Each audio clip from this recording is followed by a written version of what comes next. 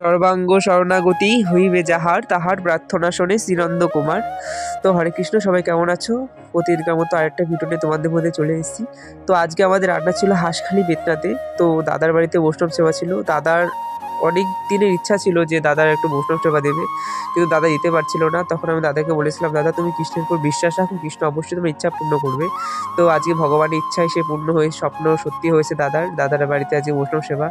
আর দাদার কাছ থেকে আমি অনেক কৃতজ্ঞ যে দাদা আমাকে এই সেবার দায়িত্বটা দিয়েছিল। তো জীবনে অনেক ঘাত প্রতিঘাত অনেক কিছুই আসে, কিন্তু আমাদের ভগবানের প্রতি বিশ্বাস কোনো সময় টলে না, যাতে না টলে সেরকম মনোবৃত্তি থাকা দরকার যে যা কিছু হবে ভগবান ভালোর জন্যই করবে। এই চিন্তা ধরেই জীবনযাপন করলে পরে দেখবেন জীবনে আর কোনো দুঃখই নেই। তো আজকে দাদার বাড়িতে পরমান্ন, খিচুড়ি আর লাবড়া, অনেক এই তিনটে জিনিসের আয়োজন ছিল। অনেক লোকের আয়োজন, প্রায় 600 লোকের। এখানে প্রায় 60 কিলো মতো দুধ জাল হচ্ছে, আর এখানে লাবড়া সবজিগুলো সব কাকিয়ে ভেজে নিচ্ছে এক এক করে। তো আমাদের এখানে পরমান্ন প্রায় হয়ে গেছে। তো এখানে আমাদের লাস্ট করে খিচুড়ি হচ্ছে। অনেক চাপ ছিল বলে ভিডিও করতে পারিনি। তো তোমাদের যাদের যাদের ভিডিওটা ভালো লাগলো অবশ্যই একটা লাইক করে পাশে থাকবে। হরে কৃষ্ণ।